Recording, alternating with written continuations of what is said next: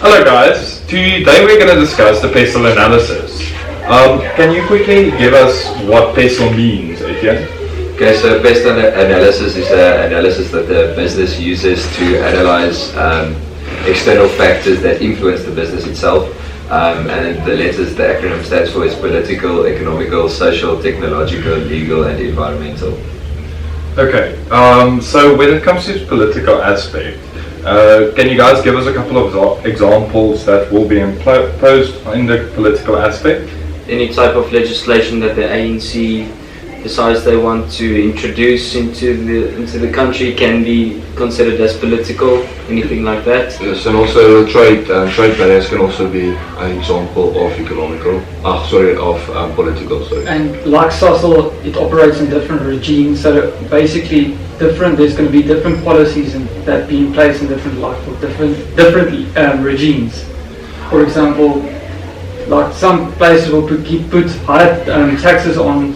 Okay, so higher taxes on specific products that will have a direct impact on your profitability because and your competitiveness because your products gets more expensive. Okay, so at the end of that, it's easy to see what your political aspects are. Okay. So your economical implications would likely be any external factors that influence your business, for example, like load shedding or strikes on the road or something that can reduce your overall production. Interest rates, inflation. Okay. Especially the inflation rate that's higher than the... And it will have an effect on economic growth. Okay. So for your social aspect, we include cultural as well. And your social aspect would be things like how you affect your community, your company's values and structures, the things you believe in, what you think are important. Your culture will be like your norms, how you see life. Like, for example, certain people, certain cultures they look at like the environment, more worried about the environment and so on. Yeah. Okay, so in Africa it's especially important when you look at your mining industry and areas where there are large tribes with a royal structure, where you have to consider community as well when you start doing business in the area.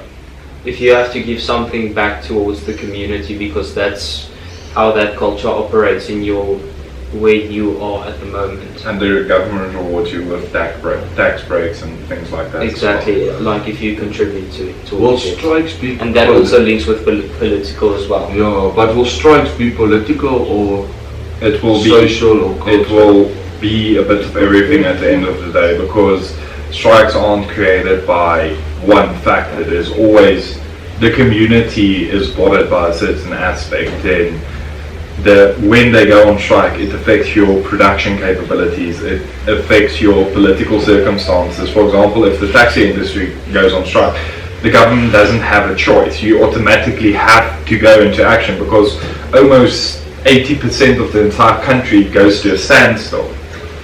Yeah. So it's a very widespread area because it has a direct effect on everything at the end of the day. And another thing about like cultural is like big businesses operating in different countries, different regimes. For example, you must know the culture, because if you're doing a business in a country and you're not sure about the culture, this business is not going to go good. Yeah, that makes sense, because you have to know what you have to do to market your product to a specific group or how to appeal to a specific market. And if you look at the legislation part of PESTLE, legislation plays a big role in your business. For example, the sin tax on cigarettes. If you're British American tobacco, for instance, that plays a big role in your profitability, and that part of legislation also forms part of the political side of it. Okay. I think on a social, I think it's on social and culture. I think it's your population also, your population growth. Population growth. It should be a social aspect, but it should also be a geographical concept. It's going to be dependent on the area or city you live in, which determine your population in the area, because you guys know how it goes, where a bigger city is likely to have more people, more job opportunities. Exactly. So the next one's technological. Yeah. So technological is actually a very easy concept to understand. It's where you get any simple innovations in the industry that can have a major effect. If you just go look at the fact that we automated welding through machines, the amount of people the amount of people that already have to lay off or relocate at the point end of the day is significant.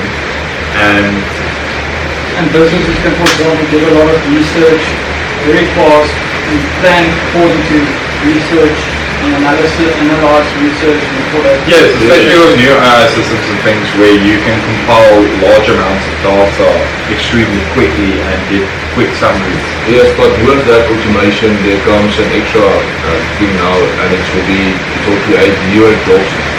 Because it's new kind of technology, and someone needs to Programming, writing, everything, all of that. That's your IT. That's why You need more people in IT then, but that market will eventually become saturated and then it will leave your other market completely dry. but that's how the entire economy functions. Yeah, and then until the next thing comes in, the IT market will again start to dry up. That is the effect of economic. And especially in developing countries, the geography of a developing country, especially with automation, that will cause a lot of joblessness or unemployment, especially in a third world country, and that will also have a big impact on the social environment of the country. Yeah, especially if we go look at countries like, okay, it's not a third world country, but countries like Asia where there's also a lot of geographical differentiation in culture, and if you go into more depth where your physical borders are created through large mountain ranges, where it's easier to go through India to trade with another country or another part of your own country. Or like Nepal, that's completely landlocked, that has to get all of their imports to India as well. And we got Kazakhstan mountains. Yes. I think you mean Kyrgyzstan, but yes. Kazakhstan can also work.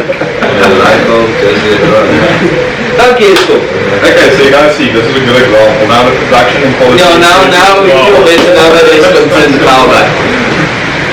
Console wordt wakker. Okay guys, so at the end of the day, the easiest way to look at your PESTLE analysis is everything is either interlinked, because if you have one part of your analysis affected, it's going to have a chain reaction for your entire part.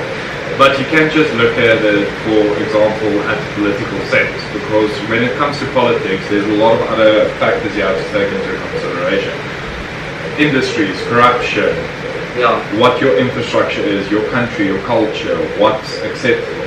So at the end of the day, it's a weird conglomeration of different aspects, and you see it as one identical unit. And that's why it's a very important tool for any business to do PESTLE. Yes, because it's the easiest way to see what's your threats in your environment, or threats or advantages. Then as soon as you can see what your threats are, you can create strategies to mitigate it, or a strategy to capitalize on advantages. And by looking at these different environmental causes, you can actually set your 4 Ps. Yes, that's true. Like product, price, promotion, and your place. Well, I think as a business owner, it's important to remain proactive and up to date with all the changes in the external environment, as it will ultimately affect if your business is going to survive in the long run. Yeah, no, that's true. What's a business without any ability to adapt in the long run? Yeah, exactly, you'll go out of business. Yeah, that's the easiest way to summarize it. Okay guys, so we can basically use the PESTLE analysis to determine what the 4 Ps are going to be. So for your price, it's going to be dependent on your area, your geography, your type of market, the type of product you The use. culture as well. If you're in a rich Scandinavian country, you can boost the price up. If you're in a poor country like South Africa, like a student living in Potch, you can't put the price up that much because you won't sell anything. Yeah, but then you can go into market specialization. What's the best thing that sells in Potch? It's either going to be Nicotine or alcohol. Yeah, it's two of your biggest sellers in this area. Yeah, or condoms. Yeah, that works too. The place is mostly going to be influenced by like geographical factors, because certain places there's mountains, you can't So what you're trying to say is your geographical factors and your natural factors and that vary. Yeah, but it's not only that, like if you have to build a massive warehouse or something like that, you just can't put it in the middle of Cape Town CBD. Yeah, you can't do that. You have to be in an industrial area where you can actually manufacture something. You can't Yes. just...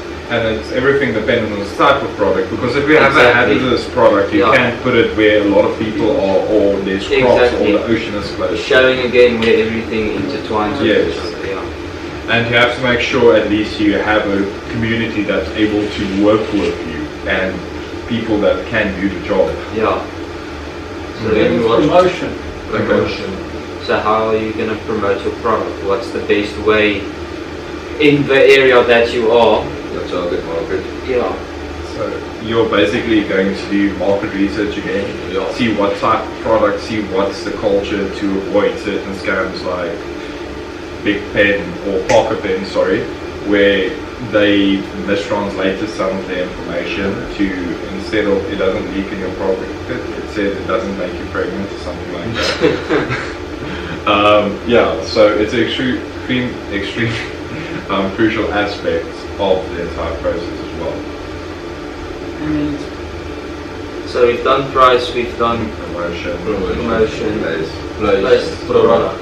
Okay, and your product easy. It's determined on what there's a scarcity, like what we said earlier in the video. Is there a demand Yeah. for the product or not? Yeah, like what we said in Poch, where Yeah. that's your What main. sells? Yeah, it's again market research. You have to get a data made, or you at least need to get some analytics about your area, what's in demand or not.